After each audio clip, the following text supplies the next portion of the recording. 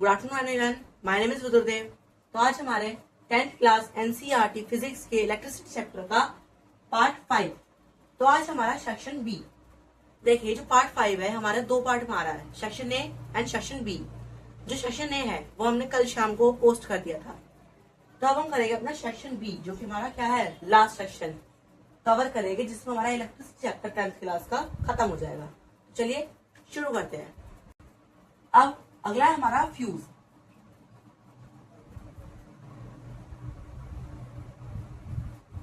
देखिए फ्यूज क्या होता है। आपने देखा होगा, आपका जो घर का मीटर होता होगा जिसमें करंट आता होगा मेन सप्लाई से, क्या होता है, फेज और न्यूट्रल आते होंगे, जिसमें मीटर में जैसे मान लीजिए मीटर है आपका, यहां से फेज आ रहा है, यहां से न्यूट्रल जा रहा है, ठीक है। अब यही फेज और करंट क्या जाएंगे, इस पे जाएंगे।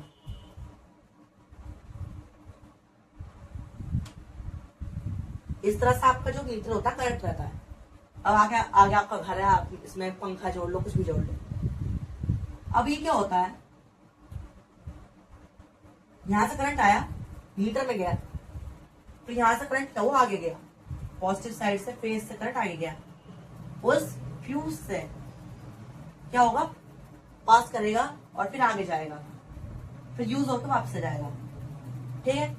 एक साइकिल बन गई यहाँ पे। अब हमने ये क्यों लगाया, देखिए होता क्या है। यूजुअली जो हमारा मेंस का करंट रहता है वो कितने वोल्ट का आता है, 220 वोल्ट से 440 वोल्ट। नॉर्मली इतने वोल्ट का हमारे फेज में क्या आता है, करंट आता है।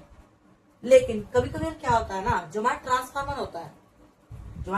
होता है, जिसमें फेज और न्यूट्रल के कॉइल्स बने रहते हैं, सॉफ्ट मेटल के, उनमें कभी कभी स्पाइरल करंट के कारण ज्यादा करंट उत्पन्न हो जाता है, प्रोड्यूस हो जाता है।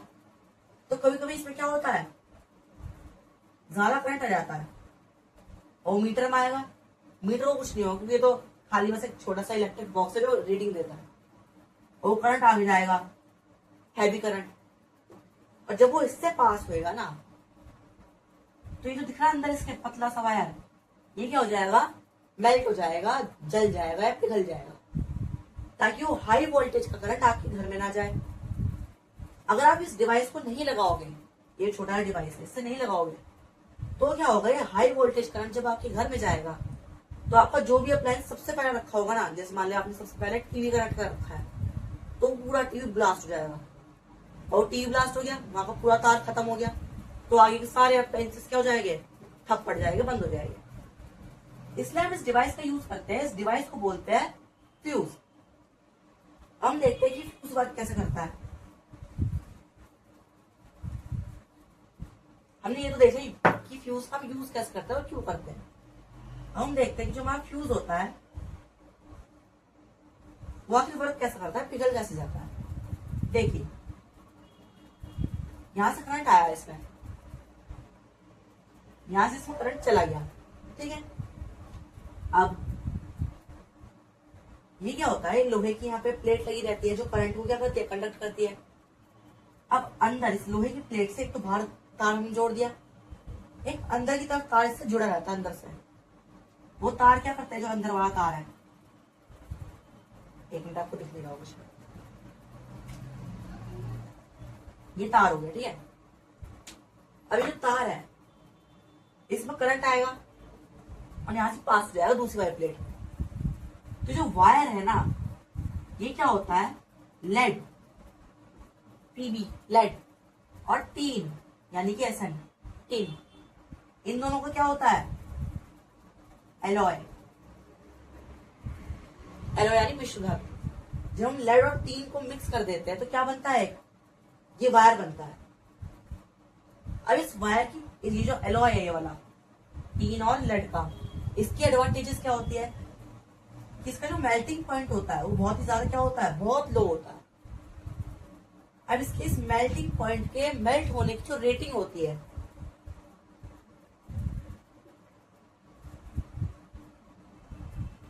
फ्यूज में क्या होता है, टर्म होती है रेटिंग, ये सब बाद में समझेंगे। देखिए, इसका मेल्टिंग पॉइंट क्या होता है, कम होता है, तो इसलिए जब इसमें हाई वोल्टेज का एम्पियर का करंट आता है तो क्या हो जाता है, यहाँ से बीच में से या कहीं से भी मेल्ट हो जाता है। अब मान लीजिए यहाँ से मेल्ट हो गया, टपक गया, अगर मेल्ट हो गया तो ये क्या होगा, सर्किट टूट गया, तो करंट आगे नहीं जाएगा और आपकी बाकी की बड़ी बड़ी जो अप्लायंसेज है वो बच जाएगी। ठीक है, तो इसलिए इस डिवाइस क्या करते हैं, यूज करते हैं। अब देखिए इस फ्यूज पे एक टर्म होती है, टर्म क्या होती है, rating. 1 volt, 2 volt, 10 volt. Average क्या कहते हैं, 10 वोल्ट तक की हम क्या करते हैं, फ्यूज को यूज करते हैं। कहां पर, अपने डोमेस्टिक यूज में, घर में। अब मान लीजिए ये जो फ्यूज है 1 वोल्ट का है, ठीक है, तो इसमें करंट जो है 1 वोल्ट से ज्यादा आएगा तो ये क्या हो जाएगा, मेल्ट हो जाएगा। और वही मान लीजिए 10 वोल्ट का है, तो अगर इसमें हम 10 वोल्ट का करंट से ज्यादा आएगा, 11 वोल्ट आएगा, 10 वोल्ट खुद ही आ जाएगा, तब भी क्या हो जाएगा, मेल्ट हो जाएगा। तो इसे हम क्या कहते हैं, रेटिंग, जो कि इस फ्यूज की एक तरह से वो बताता है पावर, कि कितनी पावर का फ्यूज है। ठीक है, चलिए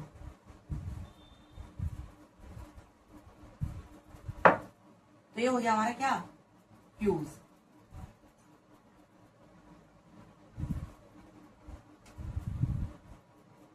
फ्यूज हो गया। ठीक है, तो ये कुछ अप्लायंसेस थी जो हमारे क्या होते हैं, जूल्स लॉ को यूज करके क्या करती है, अपने प्रिंसिपल पे वर्क करती है। अब जूल्स लॉ तो खत्म हो गया।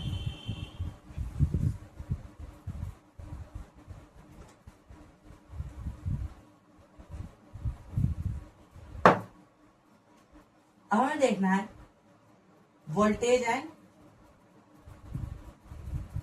Current graph, V&I graph. देखिए क्या होता है, ये हमने क्या बोला, एक ग्राफ, ये y एक्सिस, ये x एक्सिस। ठीक है, y axis and x axis. यहां पर हमने क्या कर दिया, वोल्ट की रीडिंग लगा दी, वोल्ट की रीडिंग लगा दी, और यहां पर हमने क्या कर दिया, एम्पियर की यानी करंट की रीडिंग लगा दी। अब वो आपसे क्या करेगा, देखिए ये जो ग्राफ होता है क्या बताता है कि जब करंट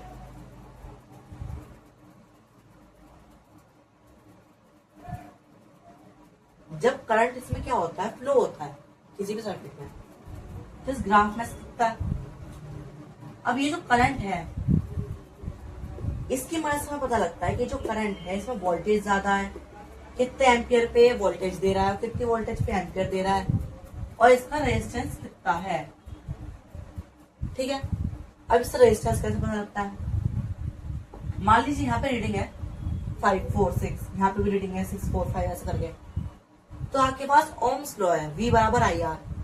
ठीक है, या फिर मैं कहूं R बराबर VI, तो आप उसकी मदद से क्या कर सकते हो, रेजिस्टेंस को निकाल सकते हो। लेकिन कभी कभी क्या होता है, MCQ में ऐसे पूछ देता है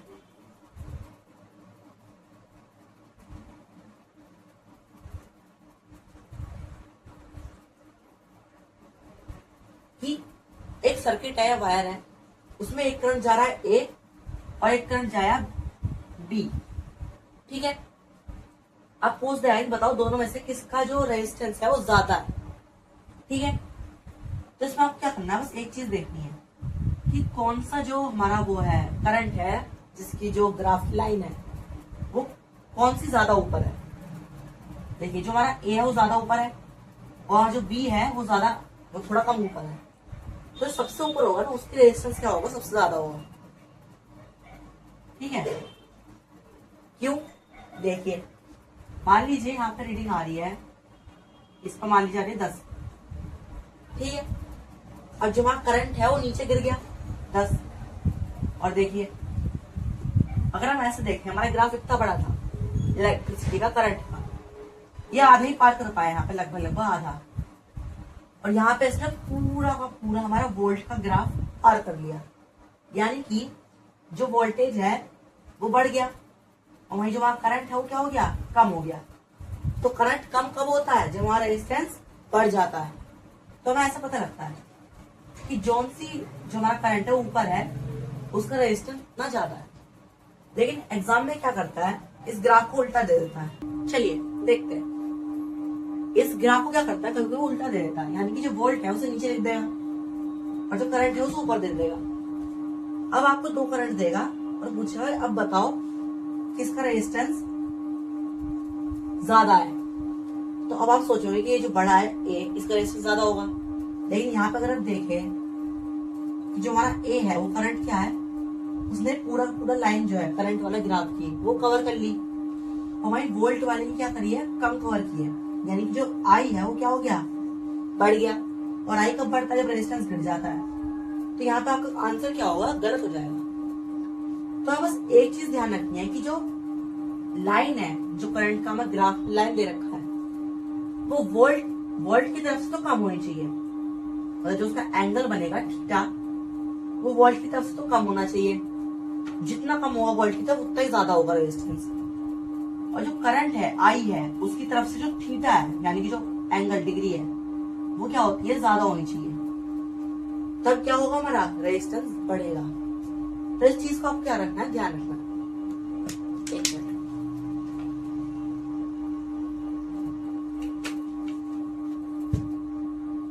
चलिए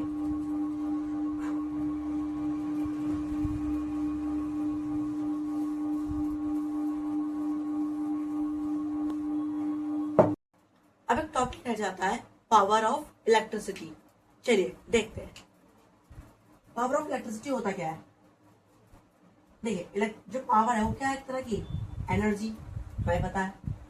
एनर्जी को हम क्या लिख सकते हैं, वर्क डन। ठीक है, अब मैं इस वर्क डन को अगर टी से डिवाइड कर दूं तो क्या कहलाएगा हमारा पावर, कि मतलब कितना वर्क हो उसे होने में कितना समय लगा, उसका रेट क्या था, रेट। ये क्या कहलाता है हमारा इलेक्ट्रिसिटी का पावर। अब देखिए अभी हमने एक फॉर्मूला ड्राइव किया था आई स्क्वायर आर टी, उसमें हमने वर्क डन को क्या लिखा था, वर्क डन को हम क्या लिख रहे थे उसमें, V by V into Q. अगर मैं इस इक्वेशन को इस टर्म में अगर पुट कर दूं तो V Q अपॉन T हो जाएगा। ठीक है, अभी बात बताइए, अगर आप थोड़ी धुंधली यादों में जाएंगे तो हमने 1 एम्पियर को ड्राइव किया था क्या, कि वह जब 1 कूलम्ब चार्ज 1 सेकंड के अंदर फ्लो करता है तो क्या कहलाता है 1 एम्पियर, यानी कि आई। तो क्या मैं इस Q अपॉन T की जगह आई लिख सकता हूं, बिल्कुल लिख सकता है। तो देखिए ये एक और फॉर्मूला बन गया, फॉर्मूला 1, फॉर्मूला 2, ये फॉर्मूला 3। अब हम इससे दो फॉर्मूला और बना सकते हैं। कैसे बना सकते हैं, ओम्स लॉ का इस्तेमाल करके। देखिए V को ओम्स लॉ में क्या बताया गया है, आई आर। ओम्स लॉ पढ़ा है ना कि V क्या होता है, I इंटू आर। और वहीं अगर हम I की बात करें तो ओम्स लॉ में क्या कहा गया है, V अपॉन आर। तो अगर इन्हें अलग अलग तरह से पुट करें इक्वेशन को इसमें तो क्या बन जाएगा, देखिए आई आर है तो V, दो आई है, आई स्क्वायर और एक आर, एक तो फॉर्मूला ये बन जाएगा। अगर हम इस वाले को पुट करें तो क्या बन जाएगा, 2V हो गए, V स्क्वायर, आई का तो ये बन गया, आर बन गया, नीचे आ गया आर। तो देखिए यहां पर क्या बन गया है, दो फॉर्मूले और बन गए। तो आज के हमारे वीडियो में इतना ही। अगर आपको मेरा वीडियो पसंद आया तो मेरे चैनल को लाइक शेयर सब्सक्राइब कीजिएगा। Thank you.